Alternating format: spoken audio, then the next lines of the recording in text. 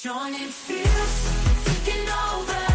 No one can deny we're queens in our own rights. Right or flee, we're ruling the game.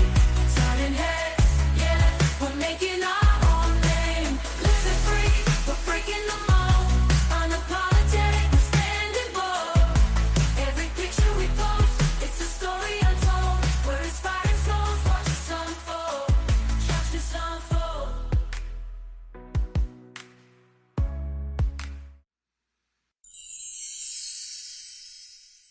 Hey ladies, hey, welcome to Rooted in Your Confidence, and I am your host, Samantha Kay, and this is a podcast for women in male-dominated industries. Yes, you heard me. Well, women in male-dominated industries who are tired of being told to shrink, be still, stay quiet, or build their own table just to be seen. Yes, that's one thing they do. Oh, they don't want me, I'll build my own table.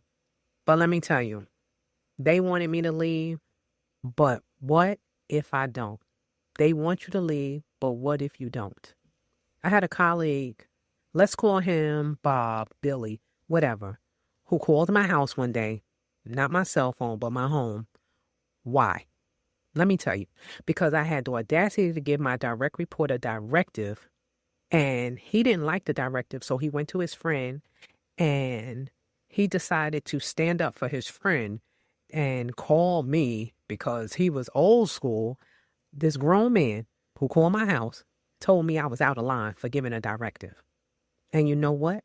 They wanted me to be uncomfortable. That's what they wanted. They always want you to feel uncomfortable. The more uncomfortable you feel, the more they feel that they've made their point, and that makes them comfortable. That's the part that gets me.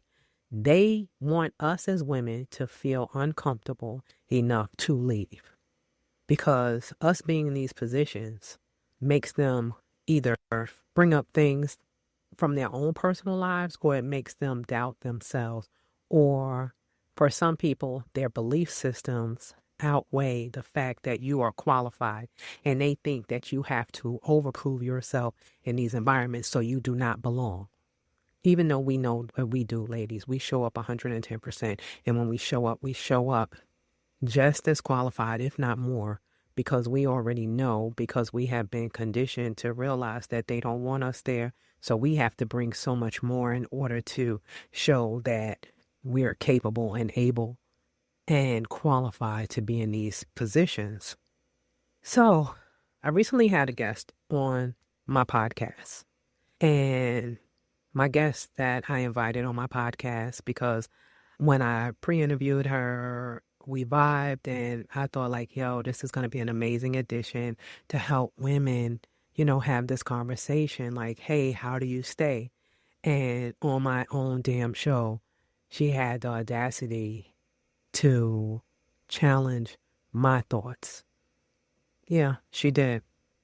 Because she continuously felt that women should build their own table, that should be the movement.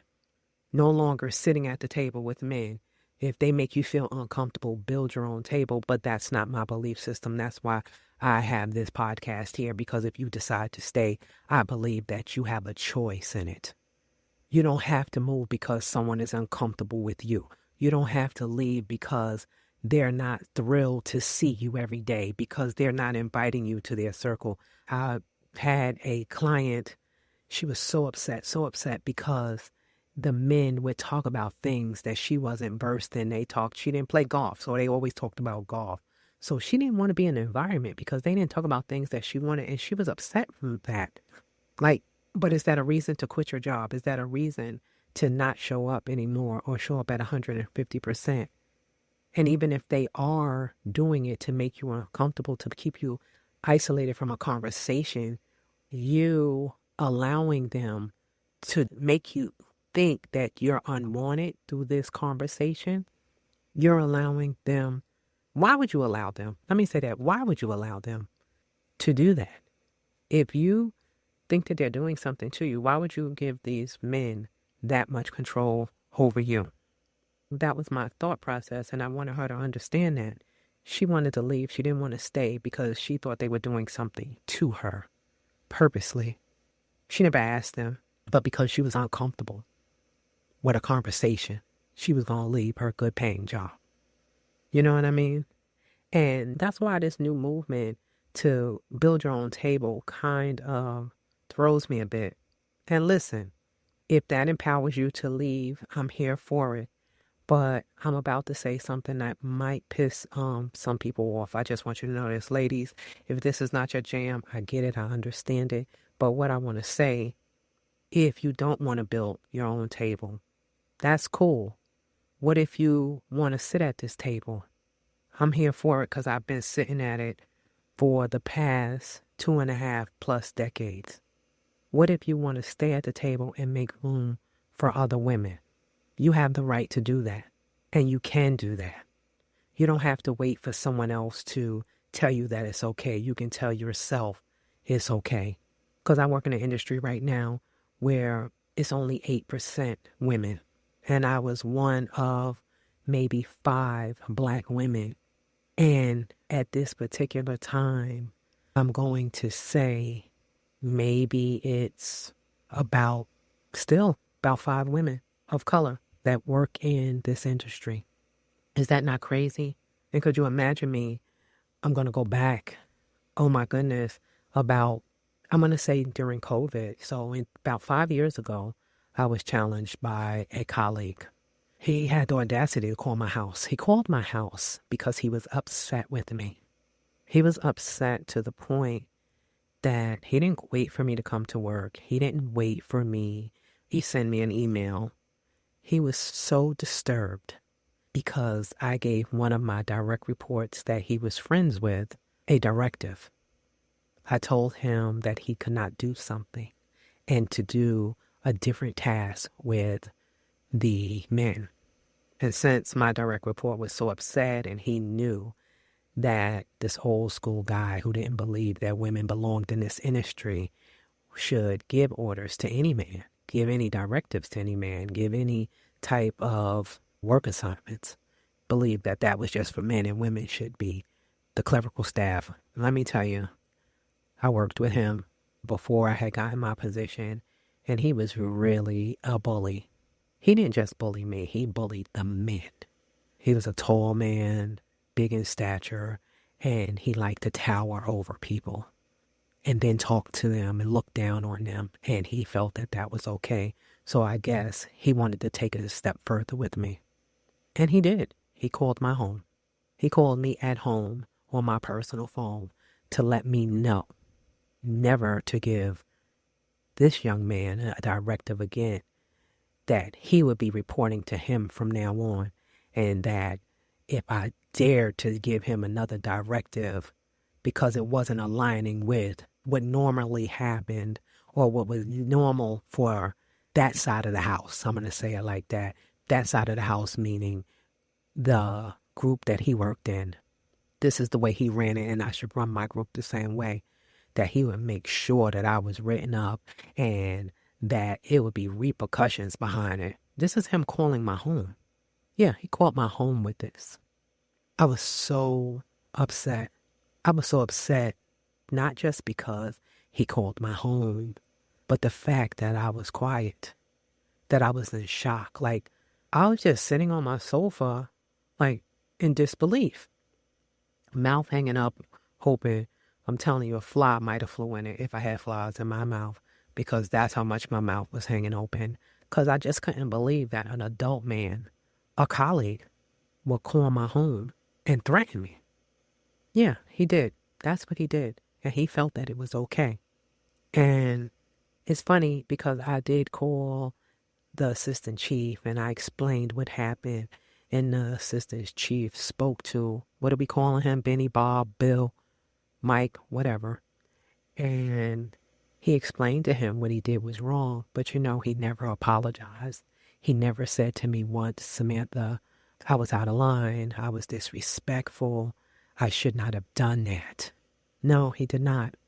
And he barely spoke to me afterwards. Listen, I ain't lose no sleep. Trust me, my bill still got paid. But it was the audacity. He was even the same human. He had no regard for women, and he wanted you to feel uncomfortable. This man, we were sitting, and during emergency situations, we're sometimes stuck out in the field where it takes us a minute to get back to the bathroom. And he said to me in a meeting, me being the only woman sitting at this round table, hey, Samantha, I have an idea. Instead of having to wait to go to the bathroom, wouldn't it be a great idea? And I was like, what? We're going to get an attenuator truck and put a porta potty on the back so we don't have to stop operations for you to go to the bathroom. You can just climb on the back of the truck and go to the bathroom then. Man, listen, I was like staring in the abyss. I was just like sitting there like, really? And no one said anything. No one, not even me at that time. This was craziness. I thought, even though I didn't say anything, I didn't leave. Was I uncomfortable? Yes, I was. Was it hurtful? Yes, it is. Yes, it was. But to be honest, it was a good job. It paid well. Not that I didn't think I could get another job, but I didn't want to leave. I didn't want to go anywhere. I didn't want to feel the pressure of all the time either of someone harassing me, because that's what it was. So I had to do some things. I had to learn why I was allowing it, why I wasn't standing up, why I wasn't saying anything. Why was I allowing him just to say the most obscene things? And when I thought about it and I did the work and I journaled, doing the work to me is me showing up for me getting the assistance to understand my thoughts and my feelings, my thoughts and my core beliefs. You know, I had to learn to treasure me more than I treasured what society would think or what the world would think or even my colleagues would think or if I would be ostracized. And once I learned to value me, I started showing up differently, especially after we had a union election at the facility that I worked at. And during this union election, I was running, hey, I wanted to be part of this great union. And I wanted to be part of the decision making to make sure that everything ran smoothly and that we got everything that we would deserve it.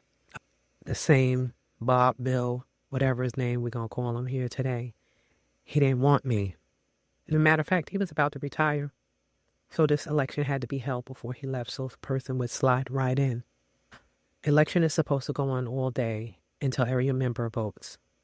But what he did was, let me tell you, he had the election between the hours of 6 a.m. and 6:30. We don't start work to 6:30, so only the people who came in early that he spoke to, that he was friends with, that had the same thoughts and opinions and feelings that he had about a woman, and especially a black woman in this industry, were able to vote. And when I questioned it, he was like, oh, well, we can do it from this time to that time. And even though other people complained, it didn't matter. Even my opponent, he claimed he complained, but he didn't. He still took the position that he was elected into. He still stands. He said, oh, Samantha, I called the president and I told them what they did. But it was funny that no one made them do the vote over. No one said, hey, this wasn't right. No one said a mumbling word, but I did speak up. I did say something. And no, it didn't change anything, but at least I spoke up. See, I had a choice, though, in this matter. I got to stay angry. I got the choice to speak up and be angry, or stay silent, or I could create change. And what does creating change look like for me? Creating change meant, even if the results didn't change, me bringing awareness. And bringing awareness at times allows you to put other people on notice that I see you and you cannot just do anything you want. And I'm all about putting people on notice. Everything I cannot change, everything I cannot switch to work the way I wanted the outcome to be. But what I can do is stand up for me and let them know that everything that they're doing is seen and that I will say something, that I'm not just going to allow them to mistreat me. That's what staying at the table does. Staying at the table means sitting there in that discomfort, but speaking up. Because again, I treasured me enough to do the work. so that I could trust my own voice, that I could trust that what I was saying and doing was the right thing for me. It may not be the right thing for every woman, and I'm not saying every woman should do it. But as long as we continue to run and to move and to hide and to shrink because we're uncomfortable, we never, ever know what's going on at that table. So these are just things that I want to allow you to see, that it doesn't always mean leaving. Because here's what they don't tell you about building your own table. Sometimes we're doing it out of fear, not out of power. Sometimes we're building tables to spite the men, or because it's easier to stay than staying uncomfortable. But here's my truth, to be very honest with you. They wanted me to leave. They wanted me to be uncomfortable. And they did this shit on purpose. And what if I chose to stay anyway? What if I make them uncomfortable? You know what I mean? What if I make them uncomfortable? What if me using all the things that they feel are negatives about my personality, negatives about my abilities as my superpower? They think I'm too animated, too loud, too nice, smile too loud, smile too big, smile and laugh too loud. I'm too understanding. I've been called a pushover. I've been called all types of names. But what if I decided to take all the names that they called me, all the thoughts that they had about me, and make them my superpower? Which I did. And my superpower became their kryptonite. They could no longer use the words that they felt would be insulting to me to hurt me, because I know those things about me made them uncomfortable.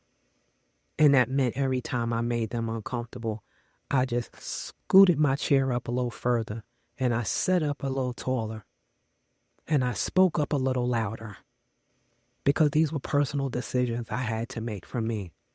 Was I going to let their ignorance define my worth, or define the value that I brought to the team, or the different perspective that I brought to the team, the reason why I was hired, the reason why they decided that I was the most qualified for that position? You know, these are the things that we forget when we get scared, because we all know when we scared, we kind of stand still. We don't want anyone to see us. Or what do? We run. And that's when we want to build these tables. Survival isn't about just keeping the job. It's about changing the game. And what does changing the game look like? Changing the game means I sit at the head of the table now. I'm no longer sitting on the outside or sitting at the back. I'm sitting at the front. I am checking to make sure that they're qualified now. Yeah, that's what I do. So it's no longer them evaluating me to make sure that I'm the right fit. I'm making sure every man brings his best. And I challenge them. Like, hey, you know X, Y, and Z? Let me show you this. I became my own best friend. I no longer look for someone to stand for me. Yes, allies are amazing to have. But before I could find the ally that fit into my life, into my career, I had to stop thinking that they were going to be the one to stand for me first. I stood for me first. I became my best friend, my ally. I didn't look for them to make sure that I was okay. I made sure I was okay. And then when they checked on me, then I could have a conversation about the steps that I took to make sure I was good. And when they added anything, that was like that icing on top. So I wasn't looking for them to qualify me. I was qualifying myself. Because, again, honey, I journaled. I did I am statements. I believe in them. I trust them. I learned how to really regulate my emotions and stop letting the words that they use control me. Why would I give them or have my thoughts wrapped around words that they said to me? Not that it doesn't hurt, not that it doesn't sometimes make you question, but the stronger you come to believe in yourself and what you bring to the table, those things start to bounce off of you. You know the old saying, what bounces off of me bounces onto you when people call your names. It's really, that's what it is. You begin to see that it's not anything you are or are not doing. It's them and their insecurities about you and what you bring. So this means that you're building your own emotional resilience. Even though they're trying to break you, you still get to show up. You still get to be you. Not in spite of them, but because you're who you are. I know it's a lot some days, but you can do it. I have faith in you. I don't want to be pushed out because I can't hack it. That's not what I do. I don't want to be like, nah, I'm leaving. That's not what I want for me. What I want for me is to be able to stand until I choose not to. And right now I'm choosing to stand, not just for me anymore. Before it was just for me. Now it's for the next generation of women that's coming, because I believe we all belong there if we choose to show up there. No one is giving us anything. We're earning it. You can hack it. I just want you to know you can do it. You can show up. And if you choose to stay, like I chose to stay, and you can be able to stay, I want you to build that table, because I want not just me, but I want you to build a table where everyone can sit, not just the men. You know what I mean? Because that's what they want. They want a table just for them, or they want the tables that they want to allow us at. And then the tables they want to allow us at, they want us, hey, be quiet when we want you to. Speak up when we need you to. They want to pull your strings. But you get to shake that off. And you get to sit there with a voice. You get to sit there with an opinion and a thought. You get to allow yourself to own every part of the table that you choose to be in. You know, because, you know, people have different positions. They sit, some sit in the front, and when you sit at the head or the front, they think you like the most knowledgeable person. In the middle, you're like, oh, you got it, but you ain't in charge yet. And in the back, you're just learning. So you get to choose where you want to be at. And I say sit at the front, because that's where I am. And I'm the only one sitting at the front of that table as a woman. Come on, somebody. And I want to see as many women as possible sit at that table with me. Because everyone can sit at the table, not just men, not just women. So that's why I don't say walk away from the table. Because if we building a table over here to the right, are we allowing ourselves to be seen and heard? You know, if it gets difficult, walk away. And you can. But I'm just saying, because you want to feel comfortable at this table and they're not giving you what you want. What if you give what you're asking them for to yourself? I'm going to leave that right there. What if you give what you need for them to give you to yourself to feel comfortable? What if you reach into that brag bag and grab everything that you know you qualify for? Grab your accolades. Grab your I am statement. Grab your credentials. What if you do that? Because if not, we are allowing the continuation of exclusion instead of inclusion. And aren't we, that's what we stand for? That we all want to be able to sit and be comfortable. We all want to be part of a team, that we're not judged and pushed out. And I get it. Every fight isn't a fight to fight, but some are. And you get to choose the ones that create change. Whether you stay, whether you go, whether you build, you get to make the choice. Standing in your own truth. And in standing in your truth, that means you get to use your voice and you get to be heard. You don't get to, not that you don't get to, we're going to scrap that. You get to stand in your truth and in your voice, not their discomfort. Their discomfort is not your business nor your responsibility. I know. That's what we as women have been taught, that we are responsible for everyone. And even if you aren't taught that, that's what we see on TVs, movies. Let me tell you this, giving up something in order to have love, in order to have the good job, you have to sacrifice, have one or the other. Or your partner that you're with is telling you how much He loves you and wants you, but if you can't be there the way he wants, then he'll move on without the support. But what if you're not with the right partner, or the partners you're choosing are built in that mindset of where a woman's position is? See, it's us showing up differently is going to change the way the world sees us and how we should show up.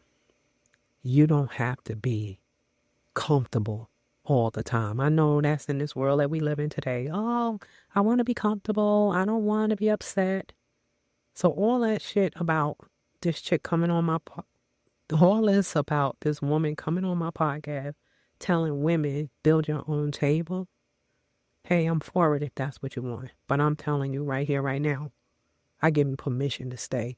And I give you permission to create your own seat at that table. You don't have to sit in the seat they gave you. You can choose where you want to sit. You choose if you want to sit in it or stand in it. You get to choose if you want to sit at the front, the back, or the middle. You get to choose how you show up. That is your God-given right or higher power, however you want to say it. You no longer have to let the systems that have run this world and this nation define you, define the jobs, define the woman you are. You get to do it. You get to show up. You get to believe that you are worthy to be there because you already know you qualify. You get to do this. So, if you want to hear the full conversation with my guests about this, I'm going to drop it here in the show notes. And if this stirred something in you, like that little hit that nerve in your stomach or that nerve in your neck, it's like or it made you say share it with a woman who needs to hear it.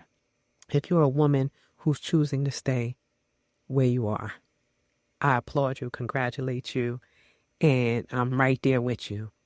If you're ready to fight for your seat, or if you're fighting for your seat and create change, oh, I'm so excited for you. Because, honey, I don't look back at that other stuff. I look at how far I've come. So I can't wait for you to get there. I just want you to know that the change can start with you. And every time we create change, it's more growth happening. So you get to choose to change things from the inside, right where you are, right from that place where you are. We're talking about real shit here, the messy and the uncomfortable, powerful truth about what it takes to thrive when they don't want you there. So grab your coffee, your tea, your glass of wine, hey, or that water, and turn up the volume. And let's get rooted in your confidence. Listen, if this episode stirred something in you, if you felt seen, if you felt heard, fire it up. If you realize you're not alone in choosing to stay and fight, I need you to do me a favor.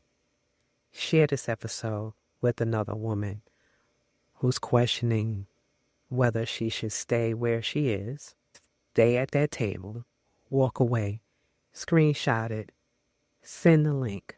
Tell her Samantha says she has the power to choose. Yeah, tell her I said it. And if you're ready to stop questioning your worth and start owning your power in these spaces, I want to talk to you. Book a clarity consult with me. The link is in the show notes. Let's figure out how you want to show up and create the change you want to see. And if you want to hear the full conversation I had with my guest about building your own table again, I'll drop it in the show notes. Go check it out. Until next time, stay rooted in your confidence. Follow, share, like, and I'll see you at the table because we all belong there. Sis, you don't have to twist, shrink, or hide. You deserve to be seen, heard, and valued for exactly who you are. If this episode spoke to you, make sure you follow, subscribe, so you never miss the conversation. And if you're ready to take this work deeper, take my confidence quiz. The link is in the show notes. Or book a session with me to start showing up in your career and life with the confidence you deserve. Until next time, walk through the door differently, show up, show out, be you, and I'll see you in the next episode. Strong and fierce, taking over. No one can deny we're queens in our own right. Swagger on fleek, we're ruling the game. Turning heads, yeah, we're making our own name. Living free, we're breaking the mold. Unapologetic, we're standing bold. Every picture we post, it's a story untold. We're inspiring souls, watch us unfold. Watch us unfold.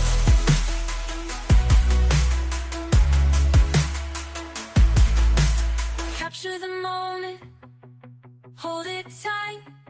Every click, every flash, we're shining so bright. Through the lens, we're showing who we truly are.